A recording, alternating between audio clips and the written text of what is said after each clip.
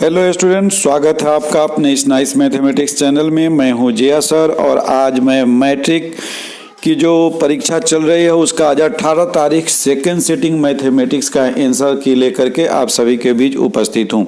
तो जल्दी जल्दी अपना आंसर मिला लीजिए। पूरे आज के इस वीडियो में 100 जो एमसीक्यू यानी ऑब्जेक्टिव क्वेश्चन है जिसके 4 विकल्प दिए गए हैं उसका बिल्कुल सही जवाब लेकर के मैं आपके समक्ष आया हूं। तो यदि आप सेकेंड सिटिंग की परीक्षा दिए हैं और मेरे साथ पास जो सेट है वह आई है, आपके पास कोई भी सेट हो सकता है। क्वेश्चन चूंकि 10 सेट में है लेकिन सभी प्रश्न सेम हैं, केवल उनका नंबर अलग अलग है। तो अपना अपना सेट लेकर के मिलान कर लीजिए। पहला क्वेश्चन है आपके स्क्रीन पर, ये दी गई आकृति में BOC वृत्त का व्यास है तथा AB बराबर है AC, तो कोण ABC क्या होगा। तो अब यहाँ देखिए BOC व्यास है, तो ऐसी स्थिति में जो व्यास से कोण बनता है यह कोण 90 डिग्री होता है और AB और AC बराबर है। तो त्रिभुज में एक कोण 90 डिग्री है और दो भुजा बराबर है तो दो कोण बराबर होगा। तो एक कोण 90 हो गया, तो बाकी दोनों मिलकर 90 होना है और दोनों बराबर है, इसलिए ये दोनों 45-45 होगा और आपका सही जवाब हो जाएगा ऑप्शन नंबर C। अगला प्रश्न है प्रश्न संख्या 2 आपके स्क्रीन पर, यदि D एक वृत्त का व्यास हो तो उसका क्षेत्रफल क्या होगा। तो D यदि व्यास है तो त्रिज्या हो जाएगा D/2 और क्षेत्रफल हम लोग जानते हैं πr² होता है, तो πd² और 2 का हो जाएगा 4, यानी इसका ऑप्शन हो जाएगा d/4 ऑप्शन नंबर डी में दिया गया है। और वर्ग इकाई तो क्षेत्रफल का मात्रक आप जानते ही हैं। अगला प्रश्न है प्रश्न संख्या 3 आपके स्क्रीन पर। यहां देखिए ABC में बिंदु D भुजा AB और AC पर इस प्रकार है कि D समानांतर है BC। यदि AD/DB बराबर 1/2 है तो और AC 27 है। देखिए यहाँ AC पूरा दिया हुआ है, यानी कि अगर ये त्रिभुज है ABC और यहाँ पर एक समानांतर रेखा है तो इसका एक पार्ट है AD और ये पार्ट हो गया मान लीजिए DB। ये 1/2 है, ये 1 है तो ये 2 है, तो ये पूरा क्या हो जाएगा 3 हो जाएगा। और इधर AC जो है वह 27 है, तो 3 9 क्या हो जाएगा 27। तो EC आपको निकालना है। क्या निकालना है EC, यानी A यहाँ हो जाएगा, E यहाँ हो जाएगा और C यहाँ हो जाएगा। तो EC ये नीचे वाला पार्ट आपको निकालना है। तो अब देखिए ऊपर वाला पार्ट जो हो जाएगा वह 9 हो जाएगा और नीचे वाला पार्ट जो हो जाएगा 18 हो जाएगा। 9 8 क्या हो जाएगा 27। तो EC जो हो जाएगा वह आपका क्या हो जाएगा 18, जो कि ऑप्शन नंबर B में है। तो आपका सही जवाब हो जाएगा option number B। Next question है बच्चों क्वेश्चन नंबर 4 आपके स्क्रीन पर। R त्रिज्या वाले गोले का आयतन, तो गोले का आयतन डायरेक्ट फार्मूला पूछे हुआ है, तो 4/3 πr3, इसलिए ऑप्शन नंबर हो जाएगा A।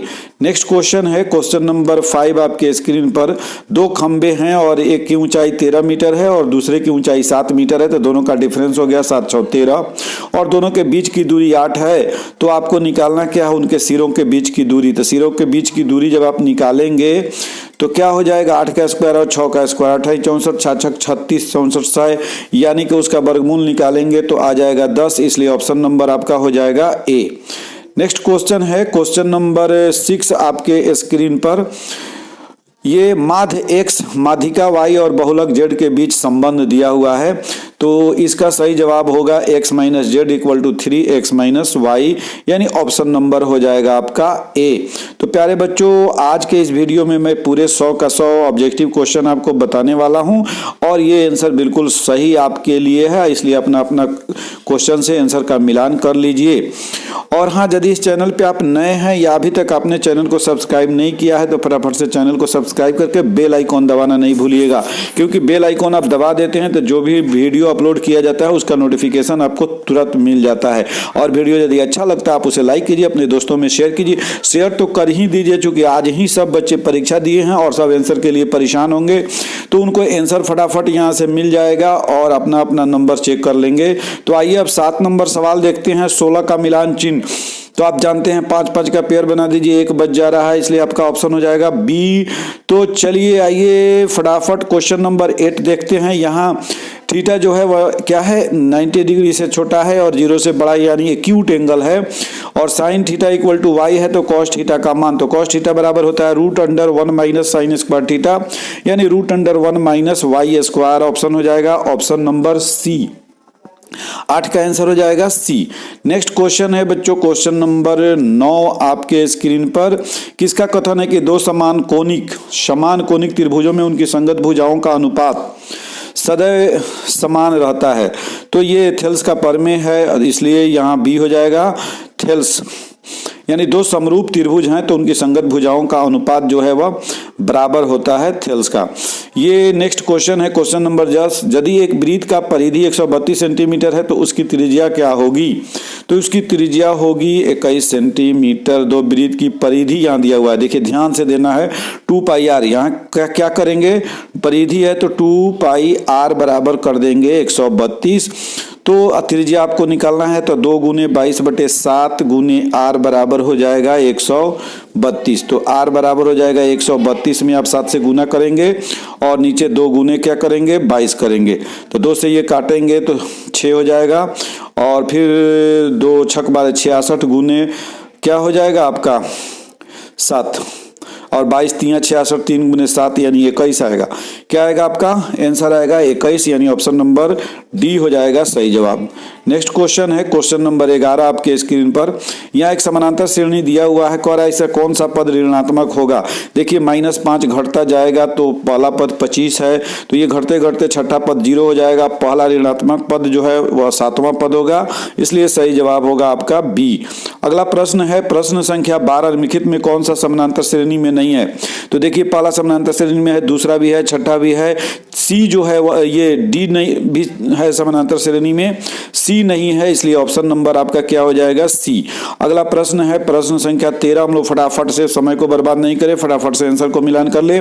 एक्स अक्ष से बिंदु Q 3 6 की दूरी क्या होगी? एक्स अक्ष से बिंदु Q 3 6 की दूरी आपसे पूछा जा रहा है, तो इधर 3 आपका एक्स अक्ष 6 हो जाएगा, ये हो जाएगा आपका 13 का 6। एक्स अक्ष से बिंदु की दूरी पूछा जा रहा है, 3 और 6 है, तो 3 वाई अक्ष से दूरी हो जाएगा और 6 एक्स अक्ष से दूरी हो जाएगा, इसलिए सही जवाब हो जाएगा आपका बी। अगला प्रश्न है प्रश्न संख्या 14। यहाँ 2 बिंदु दिया गया है, पूछा जा रहा है किस पाद में? दोनों पॉजिटिव है, इसलिए दोनों जो होगा वह प्रथम पाद में होगा। अगला प्रश्न है प्रश्न संख्या 15। बिंदु यहाँ 2 दिया हुआ है, को मिलाने वाली रेखाखंड के मध्य बिंदु का नियामक। तो मध्य बिंदु का नियामक होता है x1 + x2/2 यानी 3 जोड़ 1 4/2 यानी 2 और -2/2 यानी -1 यानी कि 2 - 1, इसलिए इसका सही जवाब हो जाएगा सी। सही जवाब होगा 2 - 1 जो कि सी ऑप्शन में है। अगला सवाल है 16। मूल बिंदु से बिंदु इतना की दूरी, तो इतना की दूरी दोनों ए और बी का स्क्वायर कर देंगे, √a² + b², ये रूट के अंदर होगा यानी कि ए हो जाएगा। 16 का क्या हो जाएगा ए। अगला प्रश्न है प्रश्न संख्या 17। यदि बिंदु में ये तीनों संरेख हो तो के का मान, तो के का मान आप निकालेंगे, निकालिए यहाँ जो फॉर्मूला है उसका यूज करके, यानी x1 × y2 - y3 + x2 y3 - y1 करके निकालेंगे 0 के बराबर करके, तो के का मान आ रहा है -63 यानी आपका सही जवाब हो जाएगा सी -63। अगला प्रश्न है प्रश्न संख्या 18। यदि 2 समरूप त्रिभुजों के क्षेत्रफल का अनुपात है तो उनके संगत भुजाओं का अनुपात, तो संगत भुजा के स्क्वायर का अनुपात क्षेत्रफल के अनुपात के बराबर होता है। तो इसको आप फटाफट से इसका स्क्वायर रूट निकाल देंगे, 25 का हो जाएगा, 5 64 का हो जाएगा, 8 5 8 हो जाएगा। आंसर ऑप्शन नंबर हो जाएगा आपका सी। क्या होगा सी होगा। तो मुझे उम्मीद है आप सब आंसर सही किए होंगे। आइए आपका आंसर सही जा रहा होगा, देखते हैं आगे। यदि त्रिभुज के शीर्षों के नियामक हैं तो त्रिभुज का परिमाप क्या होगा? इसका परिमाप निकालिए और परिमाप निकालने से तीनों भुजा की लंबाई निकालने से क्या आ रहा है ये देखिए। यदि 2 त्रिभुज के शीर्षों के नियामक, तो ये सबको जोड़ने पर इसे दूरी सूत्र से तीनों भुजा निकाल लेंगे और तीनों भुजा निकालने के बाद तीनों को जोड़ेंगे, आएगा 24 यानी ऑप्शन नंबर हो जाएगा आपका सी। नेक्स्ट क्वेश्चन है क्वेश्चन नंबर 20। एक त्रिभुज दिया हुआ है, इसमें एक भुजा का स्क्वायर यानी AB² बराबर है ये 2 का, तो AB के सामने का कोण सी होता है, इसलिए कोण सी हो जाएगा आपका कितना 90 डिग्री, यानी कि ये एक समकोण त्रिभुज होगा। तो इस तरह से हम लोगों ने 20 क्वेश्चन किया। आइए आगे देखते हैं क्वेश्चन नंबर 21 क्या कहता होता है। क्वेश्चन नंबर 21 में है, यदि एक घनाभ की लंबाई, चौड़ाई और ऊंचाई दिया गया है तो इसका विकर्ण, तो घनाभ का विकर्ण होता है रूट अंडर एल स्क्वायर, यानी 10 का स्क्वायर करेंगे तो 100 और 8 का स्क्वायर हो जाएगा आपका 64 और ये 36, यानी रूट अंडर 200। रूट अंडर 200, 200 का वर्गमूल निकालिएगा तो 10 रूट 2 हो जाएगा, यानी ऑप्शन हो जाएगा आपका ए, 21 का ऑप्शन ए। नेक्स्ट क्वेश्चन है क्वेश्चन नंबर आपका 22, यदि किसी घटना की संभावना P है, यदि किसी घटना की संभावना P हो तो इसके पूरक घटना की संभावना क्या हो जाएगा, 1 माइनस P हो जाएगा। यहाँ घटना की प्रायिकता छूट गया, अंग्रेजी में दिया हुआ है if the probability of an event is P then the probability of its complementary event will be 1 minus P, क्योंकि सम जो होता है वह क्या होता है, 1 होता है, इसलिए वो क्या हो जाएगा 1 माइनस P। एक चीज है कि जब क्वेश्चन अधूरा लगे या गलत लगे तो आपको क्या करना है, अंग्रेजी भी देखना है और इंग्लिश वाला ज़्यादा सही माना जाता है। तो आइए आपका 23 नंबर जो क्वेश्चन है वह है, आंकड़ा यहाँ दिया हुआ है, इसका परिसर, तो परिसर का मतलब होता है अधिकतम मान माइनस न्यूनतम मान। तो यहाँ अधिकतम मान 81 है और न्यूनतम मान 12 है, तो घटाएंगे तो अंतर आ जाएगा आपका 69, तो 23 का आंसर हो जाएगा आपका डी। नेक्स्ट क्वेश्चन है क्वेश्चन नंबर आपका 24, यदि किसी घन का प्रत्येक किनारा L हो तो उसका संपूर्ण पृष्ठीय क्षेत्रफल, तो 6L स्क्वायर हो जाएगा, यानी ऑप्शन नंबर हो जाएगा बी, 24 का आंसर बी। नेक्स्ट क्वेश्चन है 25, एक आंकड़ा दिया गया है, इसका बहुलक, तो बहुलक जिसकी बारंबारता सबसे अधिक हो, तो इसमें 9 की बारंबारता देख रहे हैं, 3 है जो सबसे अधिक है, इसलिए इसका ऑप्शन हो जाएगा बी। अगला क्वेश्चन है क्वेश्चन नंबर 26, निम्नलिखित में कौन केंद्रीय प्रवृत्ति की माप नहीं है, माध्यिका और बहुलक केंद्रीय प्रवृत्ति की माप है, तो मानक विचलन जो होगा ये केंद्रीय प्रवृत्ति की माप नहीं है। अगला प्रश्न है बच्चों प्रश्न संख्या 27, निश्चित घटना की प्रायिकता, तो ये तो बहुत ही कॉमन क्वेश्चन है, आपको बताया गया है निश्चित घटना की प्रायिकता 1 और असंभव घटना की प्रायिकता 0। अगला प्रश्न है प्रश्न संख्या 28, यदि एक शंकु की त्रिज्या 14 सेंटीमीटर और उसकी त्रिज्यक ऊंचाई 15 सेंटीमीटर हो तो शंकु का संपूर्ण पृष्ठीय क्षेत्रफल, संपूर्ण पृष्ठीय क्षेत्रफल निकालने का फॉर्मूला लगाइए और पटाक दे इसको निकाल लीजिए pi r into l plus r से, और ये आ रहा है 1276, इसलिए ऑप्शन नंबर ए। तो फटाफट आंसर मिलाते चलिए, बहुत ही कम समय में जल्दी जल्दी आपको आंसर बताया जा रहा है, इसलिए कि कल आपको परीक्षा के अगले परीक्षा की तैयारी भी करनी है। दो विरीतियों के परिधियों का अनुपात 3 4 हो तो उनके क्षेत्रफलों का अनुपात स्क्वायर हो जाएगा, 3 3 9 4 का 16 जो कि डी में है, इसलिए आपका ऑप्शन हो जाएगा डी। अगला क्वेश्चन है क्वेश्चन नंबर 30, आपके स्क्रीन पर दी गई आकृति में एक समानांतर चतुर्भुज है, तो कोण ACD आपको निकालने के लिए कहा जा रहा है, ये कोण ACB, तो ये कोण निकालने के लिए कहा जा रहा है। तो आप जानते हैं कि ये कोण और ये पूरा मिलकर 180 होता है और इसमें 70 ये दिया है, तो 180 में 70 घटाइए बचेगा 110, 110 में से 55 घटा दीजिएगा 55, इसलिए सही जवाब होगा आपका बी 55। नेक्स्ट क्वेश्चन है बच्चों क्वेश्चन नंबर 21, 45 तथा 60 का मौसा निकालना, ये तो बड़ा सा आसान सवाल दे दिया आपको, 15 हो जाएगा, ऑप्शन नंबर डी, 31 का ऑप्शन हो जाएगा डी। नेक्स्ट क्वेश्चन है बच्चों क्वेश्चन नंबर 32, एक बहुपद दिया गया, इसका घात, अरे ये तो घात अस्पष्ट दिख रहा है, 2 घात हो जाएगा, इसका घात होगा 2। तो प्यारे बच्चों फटाफट अपना आंसर मिला लीजिए, 33 में है 0.7 के ऊपर एक रिंग दिया हुआ है, तो इसको जब P बटा Q के रूप में बदलिएगा तो 7/9 हो जाएगा, यानी 33 का आंसर हो जाएगा ए।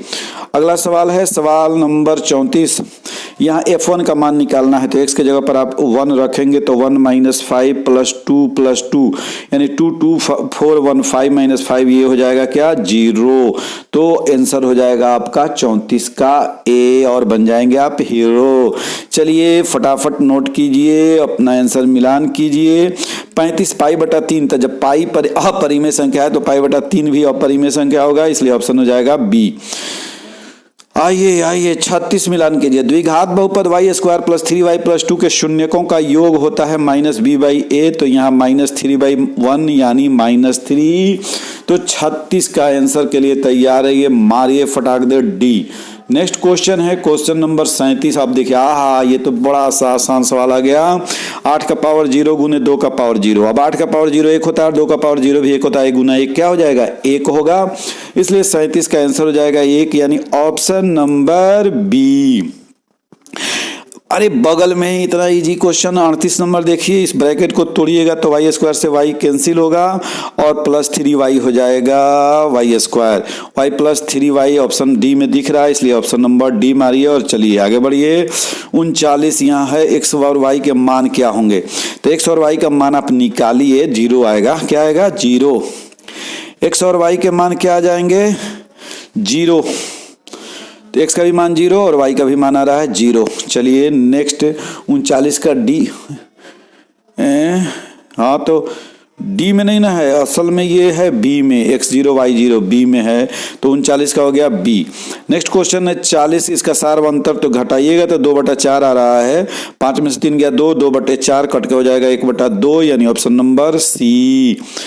अगला सवाल पर पहुंच गए हम लोग 41 पर। यदि कोण पी डिग्री है तो त्रिज्याखंड का क्षेत्रफल होता है pi r square theta by 360 degree, जो कि बी में दिख रहा है। पाई आर स्क्वायर थीटा की जगह पर पी हो जाएगा, यानी कि ऑप्शन नंबर 41 का बी। तो चलिए बच्चों आ जाइए 42 को देखते हैं कि 42 कैसा क्वेश्चन है। वाह वेरी गुड। कह रहा है एक त्रिभुज है, इसके दो कोणों का योग तीसरे कोण के बराबर है। चलिए तो इसका मतलब समकोण त्रिभुज है, तो समकोण त्रिभुज वाला ऑप्शन दूगो है 45 45। अब कह रहा है दो कोण का अंतर भी 50 है, तो 45 45 का अंतर तो 50 है नहीं, यानी अंतर 20 और 70 का 50 है, इसलिए ऑप्शन नंबर बी को मारिए। चलिए आ जाइए। वाह क्या वेरी गुड, बहुत अच्छा क्वेश्चन। कर रहा है कि यहाँ पर आपको EL निकालना है। क्या निकालना है? EL निकालना है, और EL आपका क्या है? EL या LE वही हुआ। तो यहाँ 18 3 54 है, तो यहाँ 24 3 72 होता है, यानी 2.4 हो जाएगा, ऑप्शन नंबर बी। फटाफट मिलान कीजिए। आ गए हम लोग 44 क्वेश्चन पे। यदि ओ वृत्त के वाले केंद्र यदि ओ केंद्र वाले वृत्त में TA और TB दो स्पर्श रेखाएं इस तरह से है कि कोण ATB 70, तो AOB, तो AOB और ATB दोनों मिलके 180 होना है, तो ये 170 है तो दूसरा 110। अगला सवाल आपके स्क्रीन पर। किसी वृत्त के व्यास के दोनों सिरों पर खींची गई स्पर्श रेखा हमेशा समानांतर होती है, इसलिए ऑप्शन नंबर ए को मारिए और चलते बनिए। नेक्स्ट क्वेश्चन है क्वेश्चन नंबर 46। यहाँ देखिए दोनों संगत कोण दिए गए हैं, तो दोनों जब संगत कोण बराबर होंगे, दोनों संगत कोण बराबर होते हैं, तो ऐसी स्थिति में आपका क्या हो जाएगा? 4a + 40 बराबर 3a। 3 इधर लाइएगा तो हो जाएगा a, और 60 में से 40 घटेगा तो 20, तो ऑप्शन नंबर हो जाएगा सी आपका। क्या हो जाएगा? सी। अगला सवाल, सवाल नंबर 47, यानी 46 का आपने बी कर लिया, 46 का क्या किया आप? सी।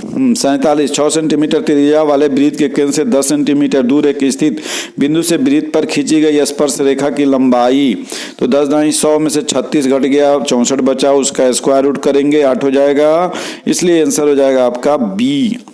47 का आंसर बी। नेक्स्ट क्वेश्चन है क्वेश्चन नंबर 48। 2 cos 37 बटा sin 53, तो cos 37 sin 53 बराबर हो जाएगा, कट जाएगा, आंसर आ जाएगा आपका 2। अगला सवाल आपके स्क्रीन पर 49, बड़ा ही अच्छा लाजवाब क्वेश्चन है। यहाँ स्पर्श रेखाएं 3 दी गई हैं और PR जो है ये कितना है? 4.5 है, तो आपसे PQ ये पूरा पूछा जा रहा है, तो ये जितना होगा उतना ये स्पर्श रेखा होगा और ये बराबर होगा, सब 4.5 हो जाएगा। तो यहाँ से P से Q की दूरी पूछा जा रहा है, तो 4.5 + 4.5 यानी 9 हो जाएगा, ऑप्शन नंबर बी। 49 का बी। नेक्स्ट क्वेश्चन है क्वेश्चन नंबर आपका 50। निम्नलिखित में कौन सेक 60 डिग्री के बराबर? तो सेक होता है कॉस का उल्टा, तो कॉस 60 डिग्री इसमें नहीं है, तो आप ऐसे कर लीजिए, कॉस 60 नहीं है। निम्नलिखित में से कौन सा सेक 60 डिग्री के बराबर? तो कॉस 60 डिग्री का मान होता है 1/2, तो यहाँ सेक 60 का मान हो जाएगा 2। अब आ जाइए कॉसेक 30, यानी 50 का आंसर हो जाएगा ए। 50 का आंसर होगा ए। तो इस तरह से बच्चों हम लोगों ने आधा पड़ाव पार कर लिया। मुझे उम्मीद है आपको 50 ही आंसर करना था, आप कर लिए होंगे, लेकिन बहुत सारे क्वेश्चन बीच में छूट जाते हैं। तो आज हम लोग इसमें 100 करते हैं। आप कहाँ कहाँ किए अब मुझे क्या पता। 144 के अभाज्य गुणनखंड में 2 का घातांक 12 × 144 होता है, तो 2 गुने 2 गुने 2 गुने 2 गुने 3 गुने 3 यानी के 2 का पावर 4 हो जाएगा। ये आंसर होगा आपका सी। नेक्स्ट क्वेश्चन है क्वेश्चन नंबर 52। निम्नलिखित में कौन अपरिमेय संख्या है? तो पहला ही दिख रहा है √17 अपरिमेय संख्या, तेला बेला करने की जरूरत नहीं है। आइए फटाफट 53 को करते हैं। कौन सा अभाज्य संख्या? देखिए नहीं स्पष्ट दिख गया आपको कि 41 अभाज्य संख्या है। 41 कैसी संख्या है? अभाज्य संख्या है। तो चलिए आगे बढ़िए। आधा को पड़ाव तो आप पार कर गए हैं, और हाँ, यदि आधा पड़ाव पार कर गए हैं और वीडियो अच्छा लग रहा है तो इसे जल्दी जल्दी अपने दोस्तों में शेयर कीजिए और लाइक करना नहीं भूलिए, लाइक करते रहिए। चलिए आगे हम लोग देखते हैं। और हाँ, यदि चैनल पे आप नए हैं और अभी तक सब्सक्राइब नहीं किए हैं तो सब्सक्राइब कर लीजिए, ताकि सब्सक्राइबर की संख्या भी तो बढ़ानी है। चलिए आइए क्वेश्चन नंबर 54 देखिए। कह रहा है 2 लगातार संख्याओं का मौसा। तो एकदम हलवा क्वेश्चन है। 2 लगातार संख्या का मौसा 1 होता है। 2 लगातार संख्या का मौसा 1 होता है। डी ऑप्शन सही। 55 इसमें कौन परिमेय आता है? देखिए ना, 1 का वर्गमूल 1 का 144 का 12 था, यही परिमेय हो गया। आगे देखने की मुझे जरूरत नहीं पड़ी। चलिए फटाफट नेक्स्ट क्वेश्चन, क्वेश्चन नंबर 56। किसी पूर्णांक p के लिए प्रत्येक सम पूर्णांक 2p हो जाएगा। और क्या होगा? सम मतलब 2 से विभाजित होने वाला। तो चलिए 2p। अगला सवाल क्या है भाई? आइए अगला सवाल है 57 नंबर। किसका दशमलव प्रसार अशांत होगा? देखिए 50 है, 1600 है, 625 है, तो ये होगा नहीं, आपका बी हो जाएगा। नेक्स्ट क्वेश्चन है 58 नंबर। यहाँ एक बहुपद दिया गया है और ये बहुपद के शून्यकों का योग पूछा जा रहा है। तो -b/a, तो पहले से माइनस है ये, तो +14/5 यानी 14/5, option number C. Next question है क्वेश्चन नंबर 59। एक अशून्य परिमेय और एक अपरिमेय संख्या का गुणनफल तो हमेशा अपरिमेय होता है, इसमें कहाँ कोई डाउट है? बी ऑप्शन मारिए और देखिए आगे बढ़िए। क्या मारिएगा आंसर? बी।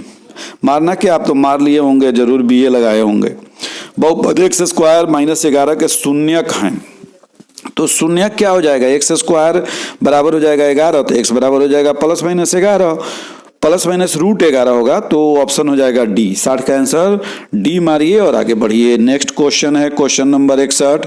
यहाँ एक समकोण त्रिभुज है। अब देखिए समकोण त्रिभुज है और इसमें कोण जो दिया है ए दिया हुआ है अल्फा। कोण जो है वो कौन दिया हुआ है? अल्फा ए। और आपसे पूछा क्या जा रहा है? AB/AC। तो ये कोण ए के लिए ये हो जाएगा आधार और ये हो जाएगा कौन? आधार बटा कौन होता है? cos अल्फा हो जाएगा। क्या हो जाएगा? cos alpha, option number B. अगला सवाल आपके स्क्रीन पर 62। यदि cosec बराबर b/a तो sec थीटा का मान, तो cosec बराबर होता है h/p और इससे b का वैल्यू निकाल लीजिए, √b² - a² हो जाएगा। और इस तरह से आपका sec यानी h/b निकालना है, तो h/b जो हो जाएगा वह b/b² - a² हो जाएगा। ऑप्शन नंबर ए सही जवाब होगा। अगला प्रश्न, प्रश्न संख्या 63। देखिए ये बड़ा कॉमन क्वेश्चन है, बार बार पूछा जाता है परीक्षा में। ये सब का जोड़ा लगाएंगे तो एक tan 45 का नहीं लगेगा, tan 45 का मान 1 होता है, बाकी सब जोड़ा में 1 हो जाएगा, यानी इसका आंसर हो जाएगा 1 ही, यानी ऑप्शन नंबर बी।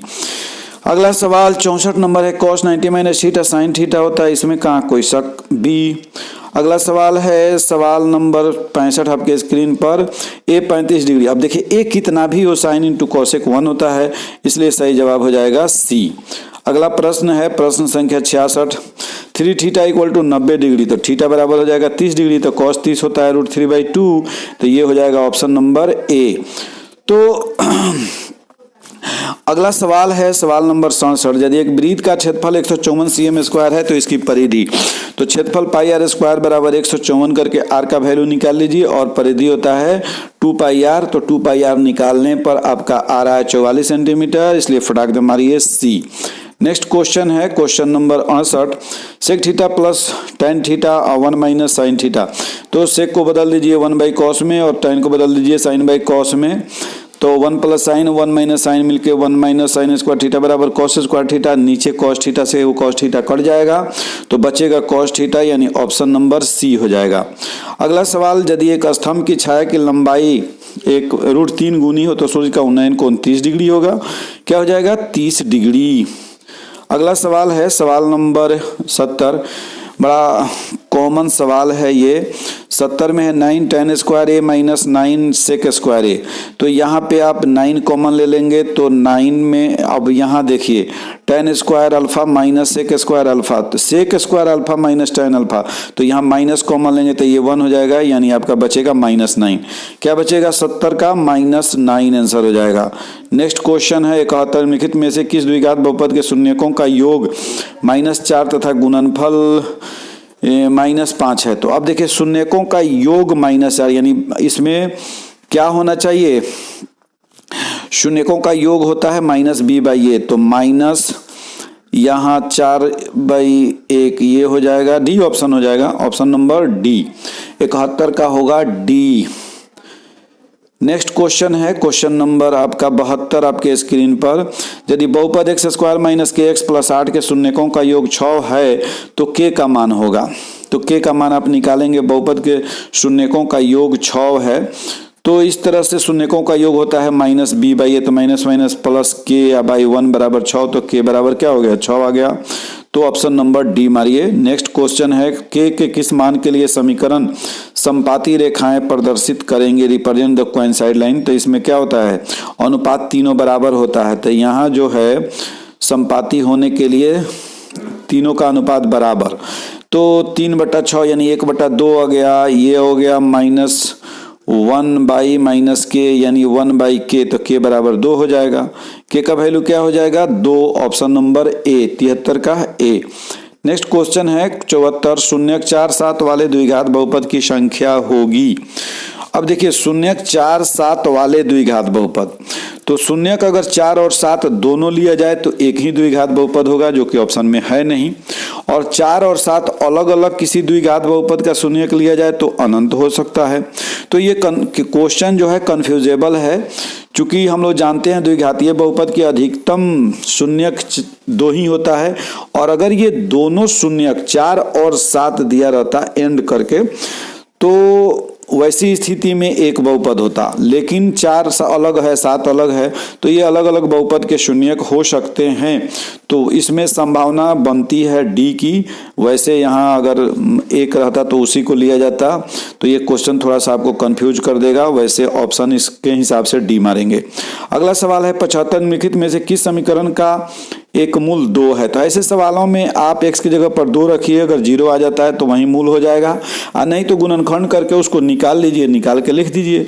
तो यहाँ ऑप्शन डी हो रहा है। क्या हो रहा है? डी। अगला सवाल है सवाल नंबर 76, यदि 2 चर में रैखिक समीकरण के आलेख प्रतिच्छेदी रेखा हो तो उसका हल जो है सिर्फ एक होगा। समानांतर हो तो कोई हल नहीं होगा, संपाती हो तो अनंत हल होगा।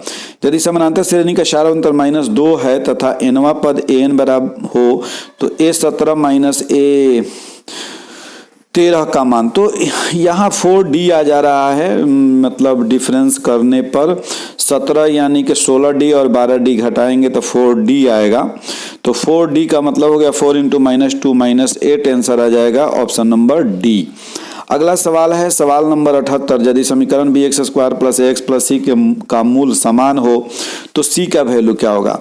तो ये सवाल जो है थोड़ा सा आपको यहाँ पर देखिए चेंज कर दिया है, a की जगह पर b की जगह पर a, तो आप घबराइए नहीं, कोई बात नहीं है। तो मूल समान है तो b स्क्वायर माइनस 4ac बराबर होता है 0। b स्क्वायर माइनस 4ac बराबर, यहाँ b की जगह पर a है तो a स्क्वायर माइनस 4, a की जगह पर क्या है? b है, तो 4bc बराबर कर देंगे आप 0। c निकालना है तब इसको अलग करेंगे तो a square by 4b, a square by 4b जो कि ऑप्शन नंबर बी में है। अगला सवाल है सवाल नंबर 79, समानांतर श्रेणी का 12वां पद, तो a प्लस 11d, यहाँ d 3 है तो 11 3 33 और 5 38 हो जाएगा, option number B. Next question है क्वेश्चन नंबर 80, वाई अक्ष का समीकरण। तो वाई अक्ष का समीकरण जो है x बराबर 0 और x अक्ष का समीकरण y बराबर 0, तो यहाँ ऑप्शन हो जाएगा आपका बी। अगला सवाल सवाल नंबर 81, एक द्विघात समीकरण है x स्क्वायर माइनस 15x जोड़ 50 का विविध कर। तो बी उत्तर बराबर होता है बी स्क्वायर माइनस 4ac। तो 15 का स्क्वायर 225 और 50 चौका 200, तो ये 25 हो जाएगा। क्या होगा 25, यानी ऑप्शन नंबर ए। अगला सवाल है सवाल नंबर 82, यदि समानांतर श्रेणी का पहला पद है तथा सारांतर डी हो तो प्रथम n पदों का योग n/2 2a + n-1 into D, यानी कि option number B. Next question है बच्चों क्वेश्चन नंबर 83, यदि ax square minus bx plus C बराबर 0 तो x का मान, देखिए ये क्वेश्चन में आंसर है, ये नहीं है। आप गौर से देखेंगे तो इसमें आंसर नहीं है। क्यों नहीं है अब ये आपको मैं बता दे रहा हूं। देखिए द्विघात समीकरण होता है ax square plus bx plus C बराबर 0, ये जनरल फॉर्म होता है। यहाँ माइनस bx दिया है, तो ऐसी स्थिति में x बराबर आपका होता है minus b plus minus root under b square minus 4ac। तो यहाँ भी माइनस है, यहाँ भी माइनस है, यहाँ भी माइनस है, तो ये तो होगा नहीं, इसमें प्लस है होगा नहीं, इतना होगा नहीं, तो फिर होगा क्या।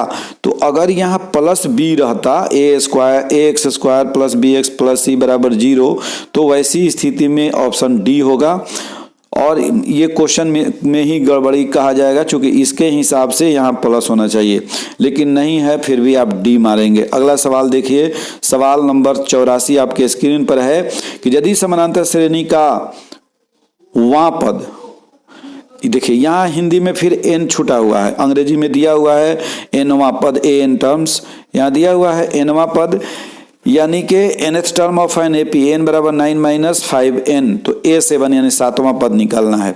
तो 7वां पद आपका क्या हो जाएगा, 7 × 5 = 35, 9 में से 35 घटाएंगे तो माइनस 26 आएगा। कितना आएगा माइनस 26, और माइनस 26 कहाँ है, बी में है, इसलिए ऑप्शन नंबर बी। तो क्वेश्चन में थोड़ी बहुत गड़बड़ी रहती है, उसके लिए टेंशन नहीं लेना है, क्वेश्चन के अकॉर्डिंग काम करना है। अगर ज़्यादा कंफ्यूजन है तो उसको छोड़ देना, आपको 100 में केवल 50 चूज करना है, तब क्या दिक्कत। कह रहा है कॉसेक स्क्वायर थीटा माइनस 1, तो cosec square theta minus cot square theta बराबर 1 होता है, तो ये कॉट हो जाएगा। क्या हो जाएगा कॉट, यानी ऑप्शन नंबर बी। नेक्स्ट है सेक 90 डिग्री माइनस थीटा, तो ये कॉम्प्लीमेंट्री एंगल्स है, इसका वैल्यू आप याद रखें, साइन का किसके साथ होता है, कॉस का, टेन का कॉट का, सेक का कॉसेक के साथ, तो इसका आंसर हो जाएगा सी। अगला सवाल है सवाल नंबर 87 आपके स्क्रीन पर। यहाँ एक बिंदु दिया गया है, इसका भुज पूछा जा रहा है, तो एक्स निर्देशांक को भुज कहते हैं, तो एक्स निर्देशांक -12 है, इसलिए ऑप्शन ए मारिए और आगे बढ़िए। चलिए अगला सवाल, सवाल नंबर 88, tan 50 degree plus cot 40 degree का मान, देखिए गुना नहीं है यहाँ, ये सब ध्यान रखना पड़ेगा आपको। यहाँ चकमा दे दिया आपको tan 50 डिग्री गुने कॉट 40 डिग्री, आपने गुना में काम करते आए हैं, कोई बात नहीं है। tan 50 को अगर कॉट में बदलिएगा तो ये भी कॉट 40 हो जाएगा, तो 2 कॉट 40 इसमें है नहीं, छोड़िए। इसको भी आप क्या करेंगे, कॉट को बदलेंगे tan में, तो ये भी tan 50 हो जाएगा, तो tan 50 2 tan 50, तो 2 tan 50 डिग्री है, इसलिए ऑप्शन नंबर डी हो जाएगा। तो सवाल में कुछ क्वेश्चन है जिसे आपको सावधानी बरतने की आवश्यकता है। बिंदु 4 6 और -4 6 दोनों अवस्थित हैं, देखिए तो 4 6 अवस्थित होगा किस में, फर्स्ट क्वाड्रेंट में। अगर इसको 4 क्वाड्रेंट लेते हैं तो एक बिंदु यहाँ है, और -4 6 ये तीसरे क्वाड्रेंट में है, तो एक बिंदु ये है, एक बिंदु ये, एक बिंदु यहाँ, एक बिंदु यहाँ। अब ऑप्शन देखिए, वाई अक्ष पर होगा नहीं, एक्स अक्ष पर होगा नहीं, एक्स अक्ष के एक ओर नहीं, एगो एक ओर है, एगो दूसरे ओर है, वाई अक्ष के दोनों ओर, बिल्कुल सही जवाब, वाई अक्ष के दोनों ओर। अगला सवाल है सवाल नंबर आपका कहाँ गया, 90 नंबर पर आ गया, मात्र 10 बचा हुआ है। cos a into tan a। अब देखिए tan cos a तो ठीक है, tan a को बदलेंगे तो sin a by cos a, cos a से cos a काटिए और sin आंसर लिखिए, फटाक दे b को मारिए। चलिए आगे बढ़िए, अगला सवाल है 91, यदि बिंदु ये 3 दिया गया है संरेख है, तो क्या होता है, ये आपका 0 हो जाता है, x1 y2 minus y3 y2 x2 y3 minus y1, तो ए ऑप्शन आपका सही जवाब होगा। नेक्स्ट क्वेश्चन है बच्चों क्वेश्चन नंबर 92 आपके स्क्रीन पर कि यदि 4 tan थीटा प्लस बराबर 4, तो tan थीटा बराबर 1 हो जाएगा, और tan 1 कब होता है, जब थीटा का मान कितना हो 45 डिग्री, इसलिए ऑप्शन हो जाएगा आपका सी 45 डिग्री। अगला सवाल है बच्चों सवाल नंबर 93, यदि कौशिक थीटा बराबर 17/8 हो तो tan थीटा, तो कोई बात नहीं है, कौशिक बराबर होता है h बाई पी, तो h हो जाएगा आपका 17 अगर लेते हैं और p 8 लेते हैं, तो b कितना हो जाएगा, बी हो जाएगा 17 का स्क्वायर माइनस 8 का स्क्वायर यानी 15 हो जाएगा। tan थीटा बराबर हो जाएगा P बाई बी यानी 8/15, जो कि ऑप्शन नंबर बी में एकदम आपकी तरफ टुकु टुकु तक रहा है। चलिए मारिए और आगे बढ़िए। अब अगला सवाल है सवाल नंबर 94। घड़ी के मिनट वाली सुई द्वारा 60 मिनट में एक चक्कर तो मारिए लेता है और एक चक्कर में 360 डिग्री का कोण होता है, इसलिए आपका आंसर हो गया डी। अगला सवाल अब हम लोग अंतिम पड़ाव पे आ गए हैं। प्रथम 6 अभाज्य संख्याओं का माध्यक। तो देखिए प्रथम 6 अभाज्य संख्या फटाफट लिख लीजिए, 2, 3, 5, 7, 11 और 13। इसका माध्यक पूछ रहा है मीडियन। तो ये तो 6 हो गया, तो बीच का 2 लेके जोड़ के 2 से भाग दे दीजिए। तो 7 5 12, 12 का आधा 6, फटाक दे मारिए सी। अगला सवाल क्या है, सवाल नंबर 96 आपके स्क्रीन पर। Sec square 45 degree minus 2। तो सेक 45 का मान कितना होता है, √2 होता है। √2 का स्क्वायर कीजिएगा तो 2 हो जाएगा और 2 में से 2 माइनस कीजिएगा 0 हो जाएगा। ऑप्शन नंबर बी मारिए, 96 का बी। नेक्स्ट क्वेश्चन है क्वेश्चन नंबर 97। 2 न्याय संगत सिक्के उछाले जाते हैं तो 2 शीर्ष आने की प्रायिकता। तो 2 सिक्का को उछालिएगा तो पॉसिबल आउटकम्स 4 होगा और दोनों पर चित एक ही बार आता है, इसलिए ऑप्शन हो जाएगा डी 1/4। अगला सवाल नंबर 98। अब देखिए 1 माइनस साइन स्क्वायर थीटा बराबर कॉस स्क्वायर थीटा होता है, तो ये दोनों कट जाएगा, 2 बच जाएगा, तो ऑप्शन नंबर सी हो जाएगा। नेक्स्ट क्वेश्चन है क्वेश्चन नंबर 99। 2 पासे एक साथ उछाले गए हैं तो दोनों पर एक ही संख्या आने की प्रायिकता। अब देखिए 2 सिक्के को आप एक साथ उछालेंगे तो पॉसिबल आउटकम्स 36 होता है, ये तो आप जानते हैं, तो नीचे आ गया 36। अब दोनों पर एक ही संख्या आएगा, 1 1 2 2 3 3 यानी 6/36 कट के 1/6, तो ऑप्शन नंबर हो जाएगा आपका सी 1/6। और प्यारे बच्चों आज का अंतिम सवाल, यदि थीटा बराबर 90 डिग्री तो sine theta minus cos theta का मान। एकदम आसान सा सवाल। साइन 90 डिग्री 1 होता है और कॉस 90 डिग्री 0, तो 1 में से 0 घटाएंगे 1 आ जाएगा, यानी ऑप्शन नंबर आपका हो जाएगा बी। तो इस तरह आज के इस वीडियो में हम लोगों ने पूरे के पूरे ऑब्जेक्टिव क्वेश्चन का हल देखा। मुझे उम्मीद है कि आपका एग्जाम बढ़िया गया होगा, आपने मिला लिया। फिर अगले वीडियो में हम लोग आएंगे और लॉन्ग क्वेश्चन के साथ। तब तक आप परीक्षा दीजिए, परीक्षा के समाप्ति पर फिर इस पर चर्चा होगी। और चलते चलते यदि आप वीडियो को अभी तक लाइक नहीं किए हैं तो लाइक कर दीजिए, अपने दोस्तों में शेयर कीजिए और जरूर चैनल को सब्सक्राइब कर लीजिए और बेल आइकन को दबा दीजिए ताकि वीडियो का नोटिफिकेशन आपको मिलता रहे। फिर हम मिलते हैं कल दूसरे सब्जेक्ट के साथ जो कि आपकी परीक्षा होने वाली है। तब तक ओके बाय, फिर मिलते हैं।